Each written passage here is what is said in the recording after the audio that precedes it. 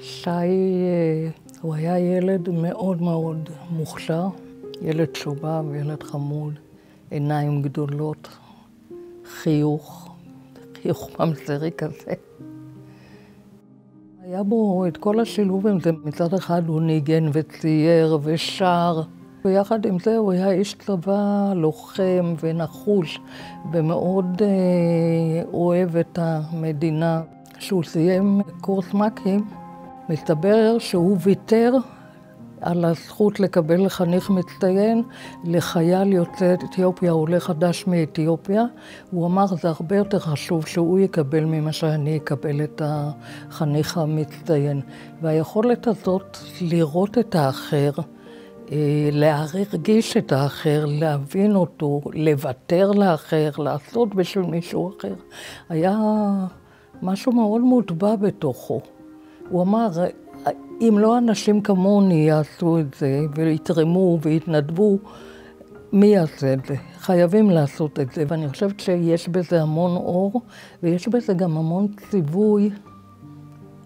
כמוני תראו ותהיו כאלה, תשתדלו. בתוך האין הוא השאיר לנו המון המון של יש. כן, הרבה אור.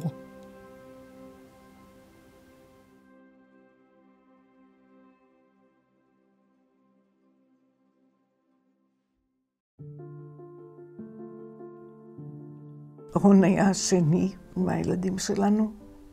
הוא היה ילד מאוד יפה, עם עיניים כחולות גדולות, ג'ולות ממש, שכשהוא נכנס לחדר, פשוט החיוך שלו, וזה כל הזמן. הוא היה ילד שמגיל כלום, הוא נורא אהב לעזור. הייתה לנו שכנה נכה, והוא תמיד היה נצמד אליה, ולוקח לה, ועוזר לה, ונותן לה יד. הוא היה כל כך פתוח וכל כך חברותי. עזרה לזולת זה היה הדבר הכי חשוב לו בחיים. אהבת הזולת. זה המוטו שלו. אני כל הזמן חושב עליו.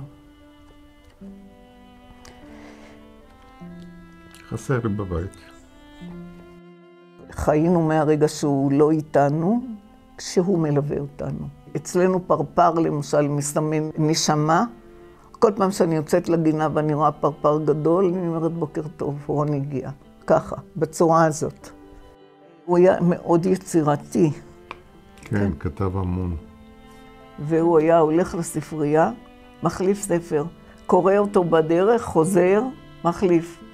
ככה, ממש, הוא היה קורא המון, ואנחנו נמצאים בחדר עיון על שם רון, שהוקדש לזכרו. אנחנו חשבנו שזה מקום טוב מאוד כדי להנציח אותו. כשמישהו לא נמצא, את עושה הכל כדי להנציח.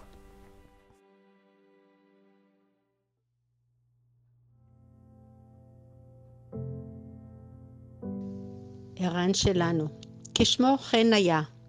אחד מחברי ילדותו אמר שהיה שובב גדול, ערני, חברותי ודואג לאחרים.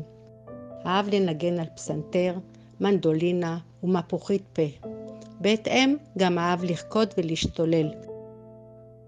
התנדב לשרת בשייטת 13, הקומנדו הימי, שירת במשך 5 שנים ביחידת הצלילה וכקצין צלפים. לאורך כל השירות תמך ועזר לחבריו הלוחמים. השאיר אח, 2 אחיות, הורים וגדוד של חברים האבלים על לכתו בטרם עת.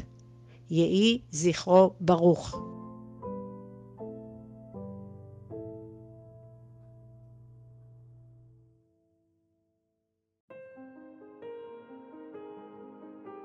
האמת היא שלאסף, אסי, באמת היה הרבה אור. ולאסף היה חיוך רחב, גדול, מלא שיניים, שיניים צחורות. וכולם זוכרים את זה כחלק ממה ש... כאילו אפיין אותו כשהוא היה מגיע, או כשהיו פוגשים אותו. גם כשהיה קשה, רע, אפילו בצבא, החבר'ה שלו מסביבו. החיוך הזה זה היה משהו שקורן ומוציא טוב. ובאמת אסף היה בחור גדול, באמת גדול ומסיבי. הוא היה שחקן רוגבי. בנבחרת הנוער של ישראל הוא ייצג את המדינה, ונשמה של ילד קטן, של גוזל כזה, עם רוח שטות, היה שטותניק מוחלט.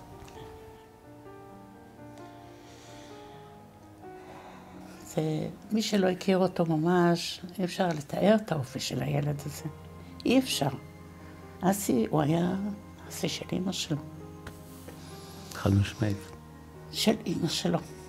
כל הזמן הבית פתוח, וחברים, וצעירים, וחיוך,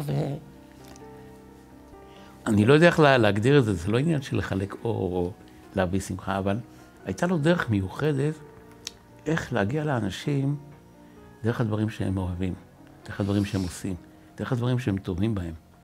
אבל יש לנו געגוע בלתי נסבל. זה לא נתפס. כן. כי הרוח הזאת היא לא יכולה להיגמר. כל כך תזזיתית ומלאה, וכל הזמן השמחת חיים והתזזיות הזאת, זה משהו שחזר מגיל 0. אצלו בכל דרך אפשרית. ואנשים זוכרים את זה.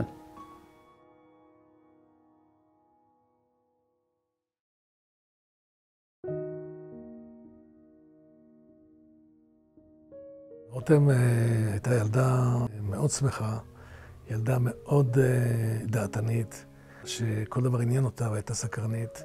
היא הייתה ילדה שהתנדבה להמון פעילויות.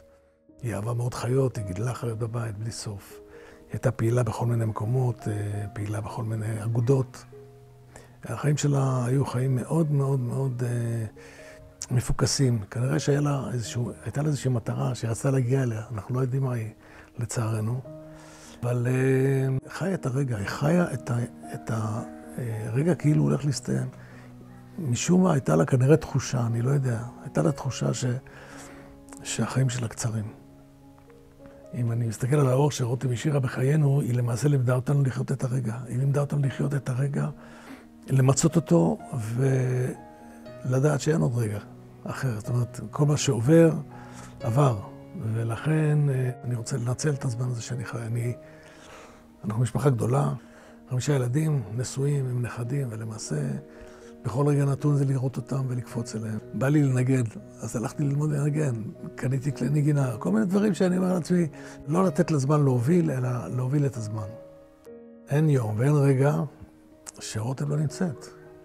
היא השאירה את הרצון לחיות, את הרצון לעשות, את הרצון להגיד שחיים פעם אחת וצריך לנצל כל רגע.